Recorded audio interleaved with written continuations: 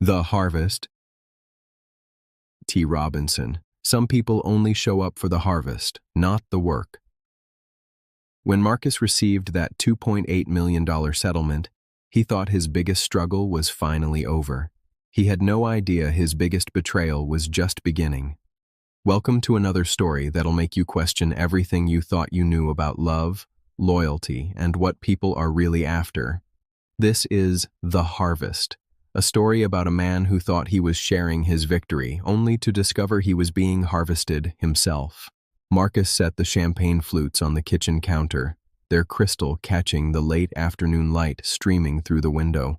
The foam still clung to the sides where Jenna had filled them too quickly, her hands trembling with what he'd assumed was excitement. "To us," she'd said, raising her glass. "To finally making it through." The settlement letter lay open between them. $2.8 million. 3 years of legal battles over his father's wrongful death case. 3 years of borrowed money for lawyers. 3 years of Jenna working double shifts at the hospital while he fought a system that seemed designed to break them. "We can pay off the house," Marcus had said, his voice thick with relief. "Maybe start that contracting business. I've been thinking."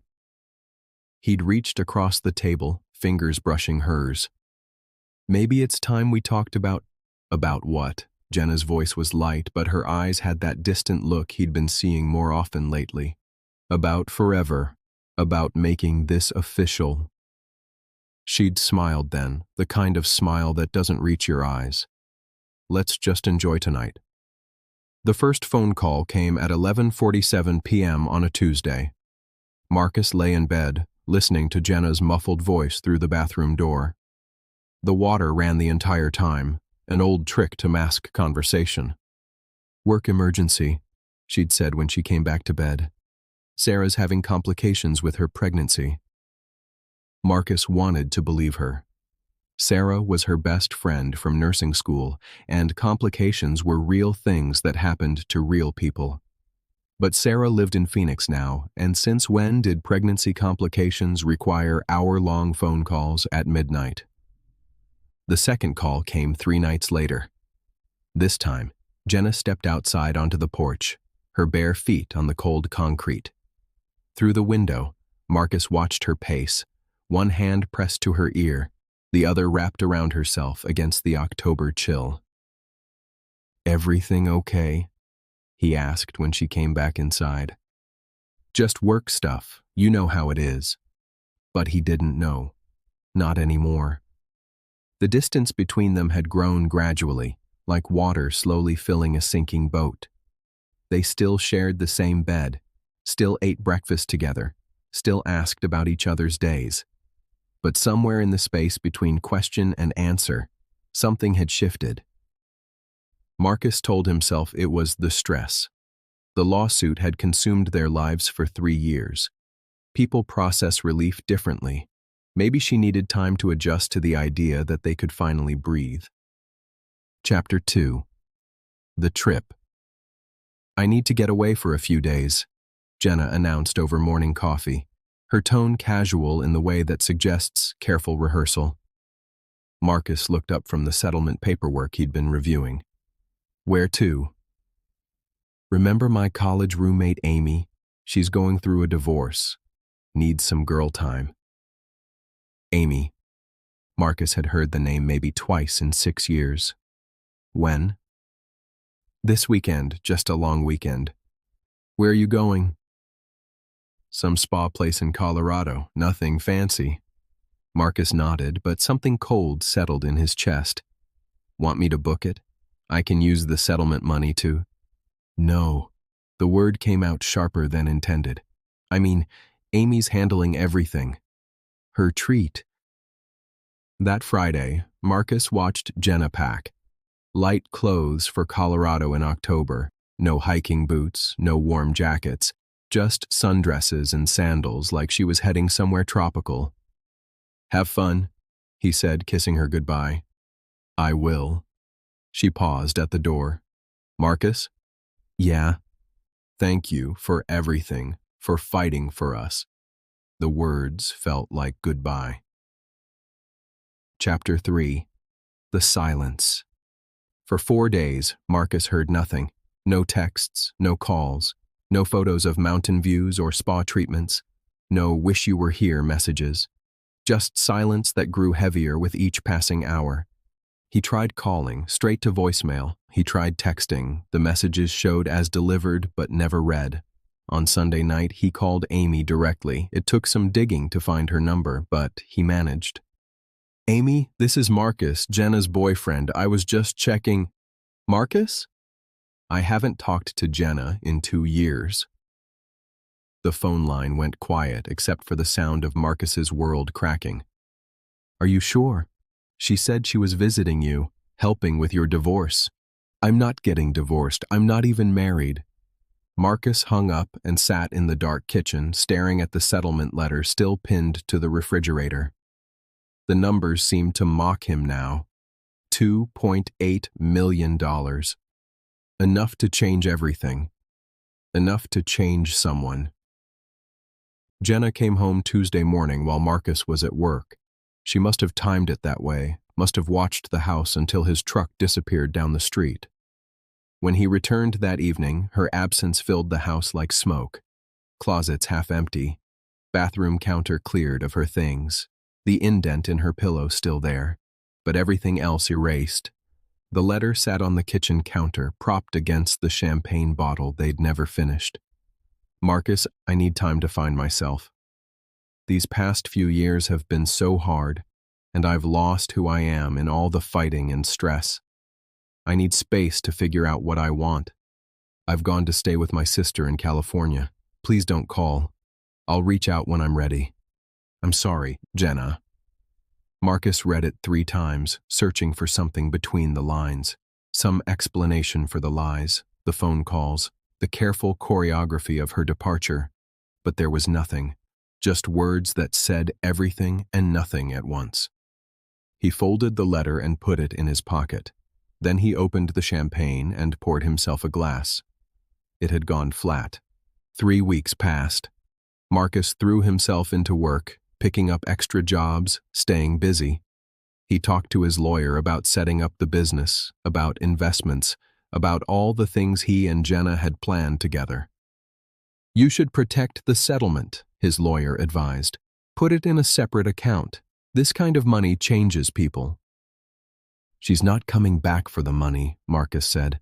His lawyer, a woman who'd seen too many marriages end badly, just looked at him with practiced sympathy. The papers arrived on a Thursday. Divorce papers. Petition for dissolution of marriage and division of assets. Marcus stared at the documents, his coffee growing cold. They'd never been married. They'd lived together for 6 years, but they'd never made it legal. The papers were a mistake, surely. Then he saw the bottom line. Petitioner seeks equitable distribution of all assets acquired during cohabitation, including but not limited to recent legal settlement. Half. She wanted half. Marcus called his lawyer. "Can she do this?" "She can try.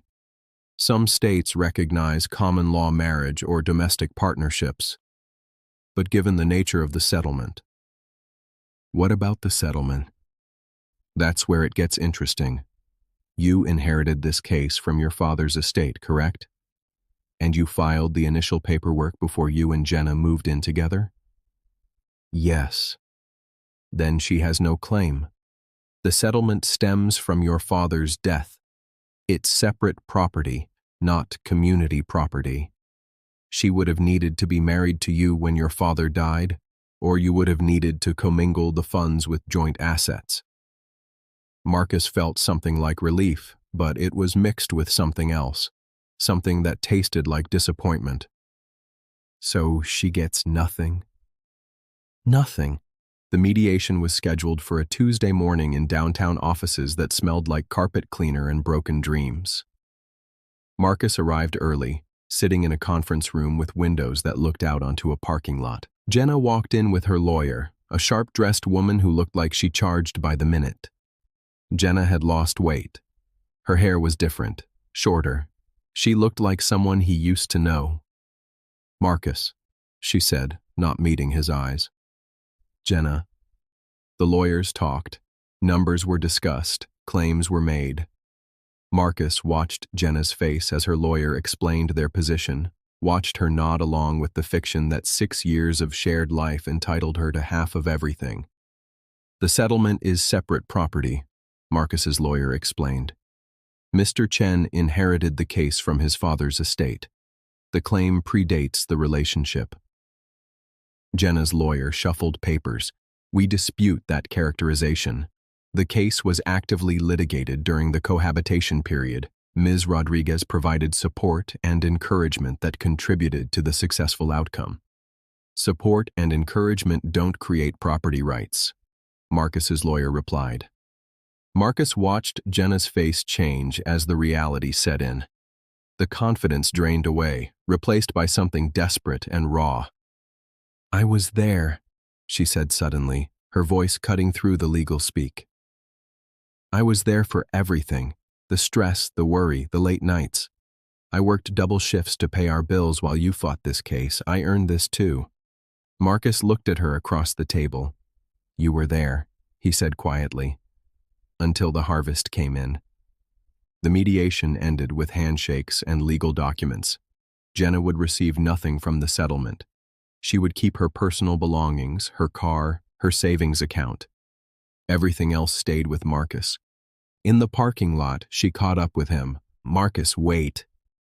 He turned. In the harsh afternoon light, she looked older, tired. I never meant for it to happen this way, she said. Which part? The lying, the cheating, the surprise divorce papers? I wasn't cheating. The words came out defensive, rehearsed. Then what were the phone calls? The mysterious trip? The fake story about Amy? Jenna's shoulders sagged. I met someone online. We talked. He made me feel different, special, like I was worth something. You were worth something to me, but not enough. The words hung between them. Not enough to propose after 6 years. Not enough to put my name on the house. Not enough to make me feel secure. Marcus studied her face. So you thought you'd take half the settlement and run? I thought I deserved something, after everything we'd been through. You deserved honesty. You deserved to be asked instead of served papers. You deserved to not be lied to for weeks. Jenna wiped her eyes. I was scared. Scared you'd try to stop me. I would have. If you'd been honest about what you wanted, what you needed, I would have fought for us. But you didn't give me the chance. Marcus drove home through streets that looked the same but felt different. The house sat empty, waiting. He'd been alone for weeks, but somehow the finality of the legal papers made the silence heavier. He opened his laptop and started researching. Farmland in Montana. Small towns where $2.8 million could buy a different kind of life.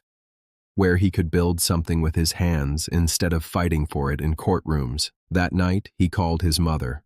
I heard about Jenna, she said. I'm sorry. Are you? A pause. I'm sorry you're hurting. I'm not sorry she's gone. Mom, she never looked at you the way you looked at her, even at the beginning. Some people love you, and some people love what you can do for them. Marcus sat in his empty kitchen, phone pressed to his ear. How do you tell the difference? You watch what they do when times get hard, and you watch what they do when times get good. Within 3 months, Marcus had sold the house and bought 300 acres in western Montana. Rolling hills that stretched to the horizon, a small farmhouse that needed work, and enough space to breathe. He started the contracting business he'd always talked about, small jobs at first, deck repairs, kitchen renovations, the kind of work that built trust one project at a time. Word spread in the way it does in small towns, and soon he had more work than he could handle. He hired local guys, paid them well, treated them with respect. The business grew organically, rooted in something solid. The farmhouse became a home.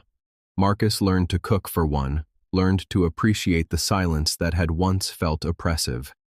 He got a dog, a golden retriever named Harvest, who thought every morning was Christmas. On quiet evenings, he'd sit on the porch and watch the sunset paint the mountains.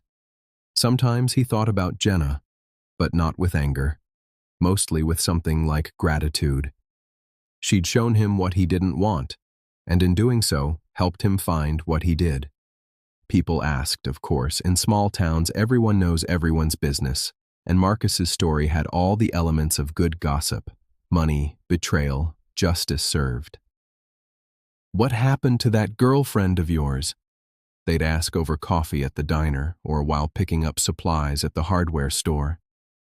Marcus would pause, considering his words. He could have told them about the lies, about the legal battle, about the way she'd tried to take half of everything. He could have painted himself as the victim and her as the villain. Instead, he'd say, "Some people only show up for the harvest, not the work." It became his standard answer, and people seemed to understand. They'd nod and change the subject, recognizing both the truth and the kindness in his refusal to elaborate. Years passed. Marcus's business thrived. He expanded into commercial projects, then into sustainable building practices. He became known for quality work and fair dealing, the kind of reputation that takes years to build and minutes to destroy. He dated occasionally, a teacher from the elementary school, a veterinarian who shared his love of animals, a woman who ran the local bookstore and introduced him to authors he'd never heard of. But nothing stuck, not because he was still pining for Jenna, but because he'd learned to be content with his own company. He'd discovered that being alone wasn't the same as being lonely. Harvest grew old and was replaced by a younger dog named Plenty. The seasons turned, the business grew, the land endured. Marcus built a workshop behind the farmhouse, a place where he could work on personal projects, handmade furniture, carved bowls, things that existed for their own sake, not for profit. On the wall of the workshop, he hung a simple wooden sign: "Some people only show up for the harvest, not the work." 10 years after the settlement, Marcus received a letter forwarded from his old address. The return address was familiar: Jenna's sister in California. Inside was a wedding invitation: Jenna Rodriguez Martinez, marrying someone named David Chen. A different Chen, Marcus assumed. The world was full of them. There was a handwritten note tucked inside. "Marcus, I know this might seem strange, but I wanted you to know I'm getting married. David is a good man. He loves me for who I am, not for what I can give him. I've thought about you often over the years, about us, about how badly I handled everything. I was young and scared and stupid. That's not an excuse, just an explanation. I heard about your business. I'm proud of you. I always knew you'd build something beautiful. I hope you find happiness. You deserve it, Jenna." Marcus read the note twice, then set it aside. He felt something, but it wasn't the sharp pain he might have expected. It was more like looking at a scar from an old injury, a reminder of something that had once hurt but no longer did. He didn't send a wedding gift, but he didn't throw the invitation away either. He put it in a drawer with other important papers, a small acknowledgement of what they'd shared and what they'd lost. Marcus never married. He came close once with the veterinarian whose name was Sarah and who laughed at his jokes and didn't mind that he talked to his dog like a person. But when it came time to propose, he realized he was doing it because it seemed like the next logical step, not because he couldn't imagine life without her. They parted friends, and she moved to Denver for a job that excited her. They still exchanged Christmas cards. The business grew into something bigger than Marcus had imagined. He employed 30 people, built houses and commercial buildings throughout the region. He endowed a scholarship at the local high school for kids who wanted to learn trades. When people asked about his success, he'd credit hard work and good timing. But privately, he knew it was something else. The settlement had given him money, but Jenna's departure had given him something more valuable: clarity. He'd learned the difference between people who loved him and people who loved what he could do for them. He'd learned that showing up every day mattered more than showing up for the big moments. He'd learned that the work was the point, not the harvest. On quiet evenings, Marcus would sit on his porch with Plenty at his feet, watching the sun set over land that truly belonged to him. not because he'd fought for it in court, but because he'd earned it with his hands and his heart. The mountains didn't care about his money or his success. They were there when he arrived, and they'd be there when he left. That permanence gave him perspective on what mattered and what didn't. Sometimes, when the wind was right, he could hear the sound of his crew working on a project down the valley, the rhythmic sound of hammers and saws, the voices of men building something that would outlast them all. That was his harvest, not the money or the land or the business, but the knowledge that he'd spent his life creating things of value, that he'd shown up for the work day after day, season after season. And in the end, that was enough. Some people only show up for the harvest, not the work. But the work is where you find out who you are, and the harvest is just what happens when you don't quit. Thanks for listening. If this story resonated with you, or if you know someone who needs to hear Marcus's lesson about the difference between people who show up for the work versus those who only appear for the rewards, please hit that like button and share this story. Don't forget to subscribe to the channel for more stories that cut straight to the heart of what it means to be human, stories about betrayal and redemption, about finding out who you really are when everything falls apart, and about the quiet strength it takes to build something real. Until next time.